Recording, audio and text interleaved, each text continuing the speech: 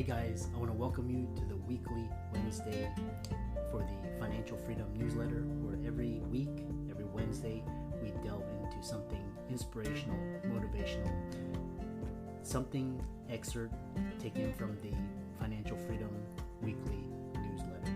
Wherever you are, if you're listening on Spotify, on iTunes, Google, be sure to click the like, subscribe, share, comment. And without ado, let's get into the show. Hey guys, welcome to this week's podcast episode for the Financial Freedom Podcast. I'm really excited about today's guest, Phil Whitebloom. His mantra is sales coaching for today while training for the future. He's got a career of more than 40 years helping others, and he's going to talk to us all about sales, and it's going to be a fascinating discussion. Phil, welcome. Thank you very much. I'm very happy to be here. Thank you for inviting me. Yeah, we know we're part of the Podmatch community. Tell people about your story, your background, and how you got started, what you do. So I've been in sales, like you said, for a very long time, for more than 40 years. This was my first job out of college, and I never left the field. I started out as a young salesperson, running up and down the street selling office equipment back in 1980. From there, I worked my way up. It was at a young age to management positions, and I worked for companies like Sony, which is really my career job, if you will. I was there 23 years, and I was retired as vice president of sales for Sony Electronics. Yeah. And I've been managing people for more than 30 years, successfully managing people. Very proud of the people I've managed. I've had a very good success record of having people stay with me for many years, in some cases more than 15 years. Yeah. And having a diverse group and a very successful group. And I've been in all kinds of markets, from the U.S. federal government, which I worked with for about 30 years, amongst many other types of businesses.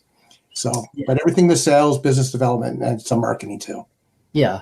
There's a great thing. Everything is marketing, sales, innovation, those three things combination. And so we'll talk about additionally, unfortunately, sales individuals have a bad connotation, but talk about how to differentiate yourself in a positive way. Great conversation. In fact, that was a topic of a meeting I was in this morning. That was the topic, because the differentiation is what I'm actually coaching on. As you know, Christopher, I have a sales coaching business. That's what I do. But the differentiation is really what it's all about. And if you take the attitude that everybody's products and solutions are good and helpful and will solve a problem, so what differentiates you? Why should people go with you as opposed to anybody else? And it's you that makes the difference. And you could be your business, and your business could drive you as an individual, but it's how you approach people, how you work with them, how you ask these questions. And in the business that I'm in, at the highest level, Christopher, I tell everybody that there are many, many very, very good sales programs out there to be had, from all kinds of price ranges and easily accessible. And there's great sales trainers out there, without question. So the thing that's different with me, though, being a sales coach, is that sales coaching is in the moment and in real time. So when I work with my clients, it's what do they need now? Where are they at? Are they having trouble closing? Are they in these situations where they need more help in how to ask for the order, how to successfully get the order? Or are they having trouble getting in the door? Or are they not really getting to the client's dominant buying motives? And I work there with them, and then the training comes along. So the difference there is, if you were in just a linear training program, you may never get to the place where they are right now until well after those opportunities have sailed, and not with them in their boat, with somebody else's boat. Or on the other side, you could be way ahead of where they are, where you're helping them to learn how to close sales, and they can't even figure out how to get in the door successfully. They can't get new clients. They can't get new customers. So this is what differentiates what I do from anybody that I've run into in the field. Yeah. Yeah, and what's interesting is if you could, because basically it's like consultants or coaches, sales. If you can differentiate yourself in a positive way and stand out from the competition, and financial advisors, planners, very similar. Talk about competitors are beyond who you think. Boy, it's like almost like you were in some of my last sessions. It's great. So competition it's easy for people to see competition when they're direct competitors, right? If you're selling apples and somebody else is selling apples, you're both selling apples, right? So, however, competition isn't always what you think it is, and sometimes your competitors are things that are completely unassociated. One is time. These people only have so much time available, and you're competing against other priorities. Is what you're trying to solve for this particular customer, is this a bigger priority than the ones they're trying to solve? Or how do you get that reprioritized if it's the right thing to do? The other thing is money, right? Money is always a factor, and it's a limited resources for most companies and most people, not everybody, but for most people it is. And it's like, will they have a need to prioritize how they use their money with you as opposed to somebody else? And that's a competitor that's really, really prevalent. And so by asking really good questions, open-ended questions, and drilling down to find out what the real issues they're trying to solve or the real goal they're trying to achieve and the reasons why is what will differentiate. And that's the difference in the competition. Okay. So it's just not feature to feature. Yeah. Yeah. And I love that. And, what's interesting is we're going to talk about, because the whole sales process, it's like you go from like a cold or warm lead and you kind of ask questions. You're just trying to gather information. So talk about opening doors by telling stories. Oh, it's all about the stories. Yeah. And you want to go. So one is the story's got to be relevant to the person you're talking to. Right? So you could have a great story about a great success, but if it's not meaningful to the person you're talking to, then you're going to miss the mark and the door won't open, or they'll say, I don't have a need, or I don't even know what you're talking about. Phil, go away. So the thing that you want to do, especially if you picture yourself in a networking event or someplace where you're meeting other people, right? And they come up and they say, hey, Christopher, what do you do? And you say, I'm going to tell you what I do. First, I have a quick question for you. What do you do? So find out if they're a truck driver, if they're a doctor, if they're what kind of doctor, if they're a doctor, because you don't want to make assumptions, because like, as you know, there's lots of kinds of doctors out there. Or are they a business owner of some Best Buy or some big place or a small place? You don't have to get into all the details. They'll just tell you what it is, and then you choose your appropriate story. And you could say, I was just working with somebody in this particular electric company, and the situation they were having was they thought they were having problems with salespeople. And that really wasn't the problem. The problem was in management. And we learned this by working together and by creating processes to help the management team, to help the salespeople. And then you ask the question, because remember, you're just trying to get in the door. You're not doing a sales presentation or anything else. You just want to get in the door, and then you say, and I would say to you, as I say, hey, Christopher, and I will ask you, what do you like about what you just heard? I'm actually asking you that question. Yeah. Well, I mean, basically you're opening the door, you're being inquisitive, and you, based on the answer, you come up, with a story to kind of gain rapport and you get into their world. Right. And once they answer that question in a positive way, it's always about expectations. Every part of the sales process is about setting expectations for yourself and understanding what the expectations are of the person or persons you're talking with. And by setting the expectation, the expectation is to get the appointment where you can learn more about their business, because you're not going to sell anything in the lobby of the restaurant, right? You're not going to sell anything on the networking floor with everybody else. You're not going to sell anything on the telephone like that if it's a sophisticated kind of solution. You need to get in and you need to learn more. So when they answer that question, what did you like? Remember, I wasn't asking, do you understand? I wasn't asking, do you want to get together? No, I was asking, what did you like? And they say, great. I said, what I'd like to do is learn more about your business and see if there's a way that I could help you with where your needs are. When would you like to get together, next Tuesday or next Wednesday? And I didn't say get together no or yes. It was the alternative, right? Which one do you want? If they don't want to get together, they're going to say, whoa, I don't want to get together. And then you could take it from there. But most of the time, by doing this open story, by asking what's going on, it works. And it's not a trick. It's sincere. As long as it's sincere and you're confident and you're honest about what you're saying, you'll get the appointment. Yeah, it's quite interesting. So the other question is, so, a lot of, because I work with, realtors, the really good ones, they have really good clients. They can sell these, the multi-million-dollar homes. And so talk about transitioning your career path from salesperson to someone as a leader and someone who trains others. It's really interesting because at the heart of everything is sales. Right. So it seems to be my niche, my thing. I don't try to be in charge of organizations or whatever. In fact, sometimes I try and hide because I just want to be a member, if you will. And but somehow I get selected to run groups, committees, organizations. And it really is because of always trying to help people out, and it's having an understanding of the needs of the company or the corporation you're working with or working for, as well as the needs of the customer and the employees and where they're at. And when you demonstrate that skill by being positive about, not whining all the time, but, being a solution provider, identifying a problem and offering solutions, that resonates. But then you have to have the respect of the people that are going to be working for you.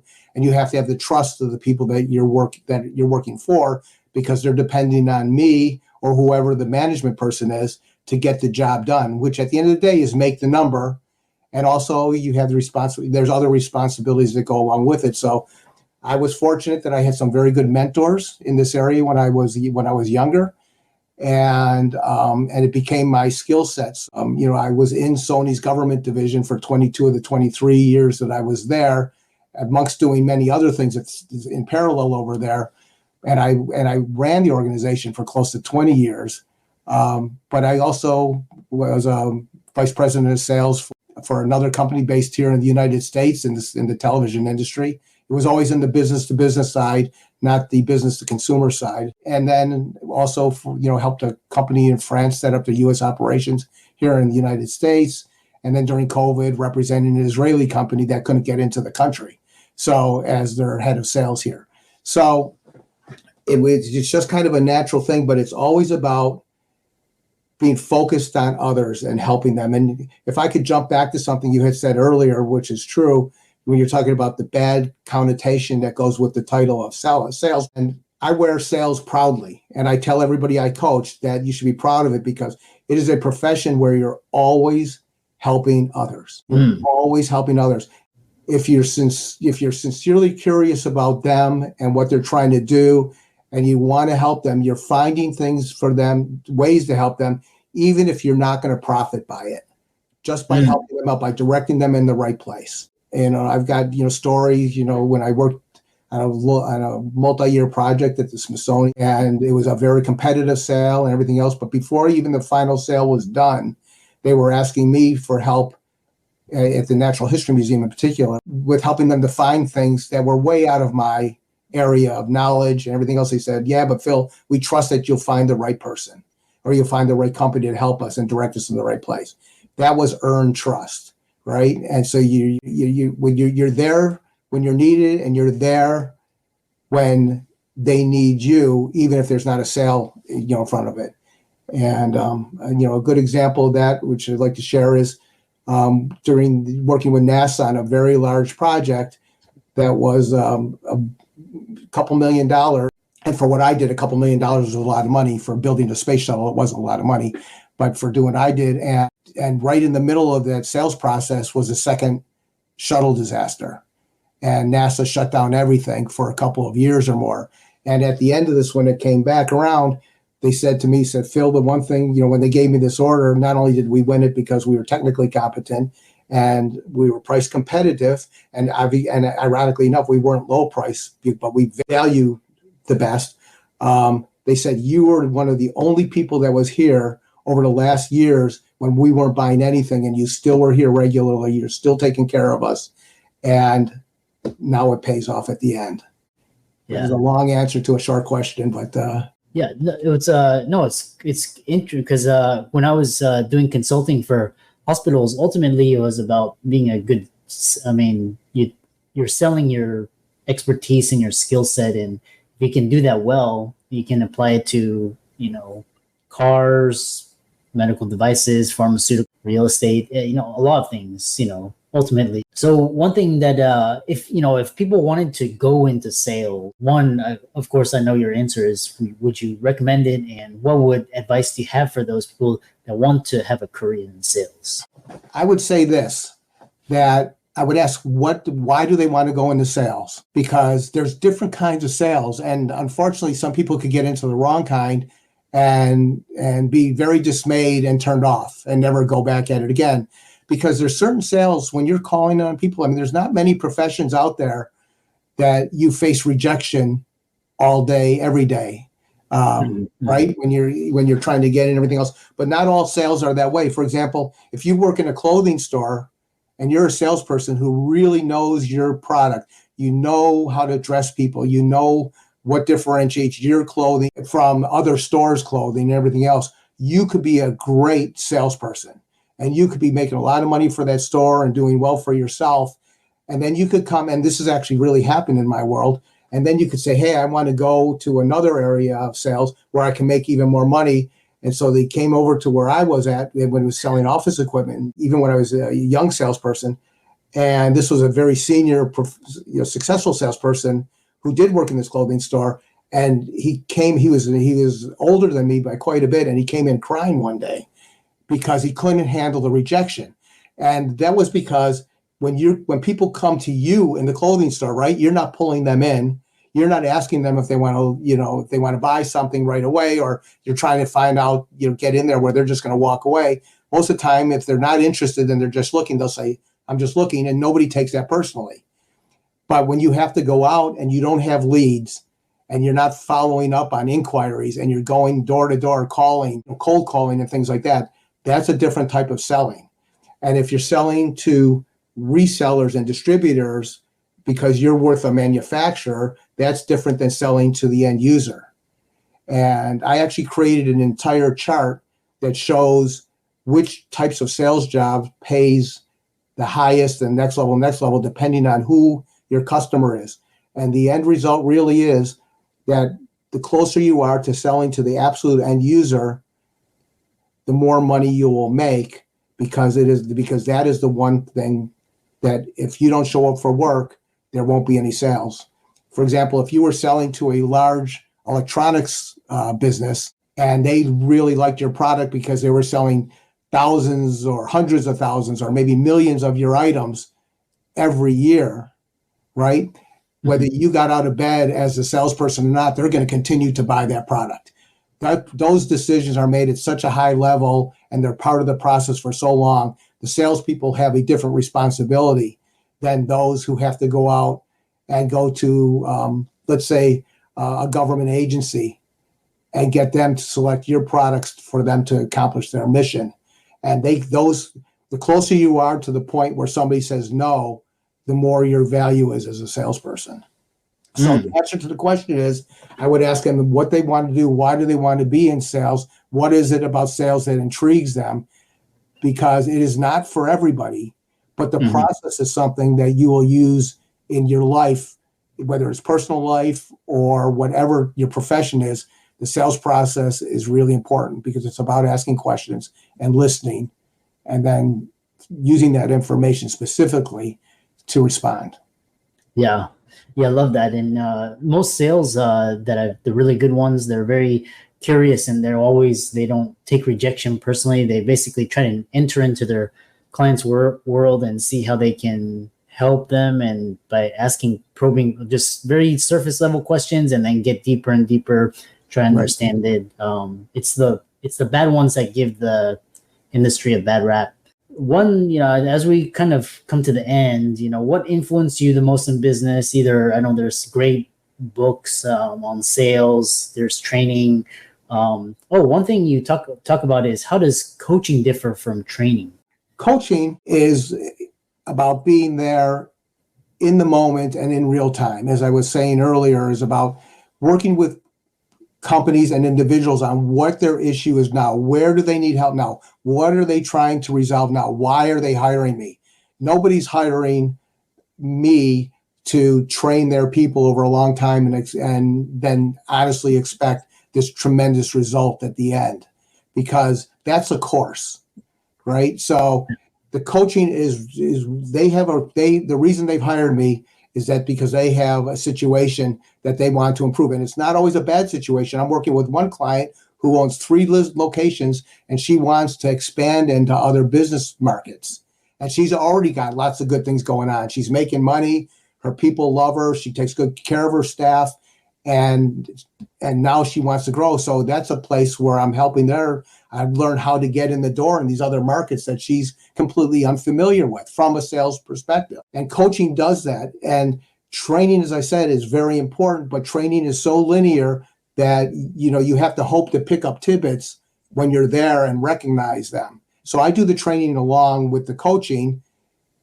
The coaching is the primary part because people need results now. And that's really a big thing. And that's what differentiates me and my business. And that's why I did retire after 40 plus years in corporate world and started this as a hobby, which turned into a really good, big business now that I love doing. Because, your question was I think here at the end is, why am I doing this or whatever, is because what influenced me the most. I would say that, Dale, being successful early on in my career was very helpful from a mindset. Dale Carnegie, his methodologies and his teachings in his books and everything else, and the courses that I took, they set the path for understanding the sales process for me. And then it was the reason I named my company Been There Consulting Services is because of all the things that I've had the ability to do in all the different marketplaces and all the different type of people to help. And some of these customers were mine for 30 years, regardless of where I was at. And regardless of whether I had anything that they needed, we still stayed in touch because that was the bond. And it was quite a few of them. So that's why I stayed, because the satisfaction is so great. And now I have the ability to coach others, mentor others, university students, work with not only new people in the industry, but people who are seasoned and they want to take advantage of my experience. And I'm all about helping others to be successful and watching the results. It's really great, especially on a week-to-week basis. Yeah. I love that. You mentioned Dale Carnegie, and there's so many. How can people contact you, follow you, reach out to you, check out your website, etc.? Yeah, thank you for asking. So the best way to learn the most is right to my website, which is Been There, BE, as in consulting services. So it's Been There, and you could also send me an email directly at Phil, PHIL, at BeenThereCS.com. And I'll always respond. And everything's going on there, whether it's a sales coaching hour or how to work with me in one-to-one coaching. And I'm doing recording podcasts also, which will be released soon, and maybe you'll be one of my guests. Yeah, and doing some other very interesting things. So I guess I have to put off retirement for a while. No, I tell all my clients I'll never retire. Once if you do what you're passionate about, you never work a day. So, right. Interesting. So, for all the audience out there, let's thank Phil for coming on to the podcast. Really, sales are it's a very egregious profession and gregarious, and it's really interesting. And all of Phil's resources will be in links and show notes. And thanks for coming on to the podcast. Thank you for having me. Much appreciated.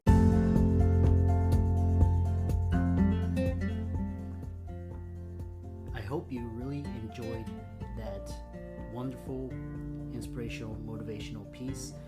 Again, wherever you are listening, if you liked it, be sure to like, comment, share, subscribe.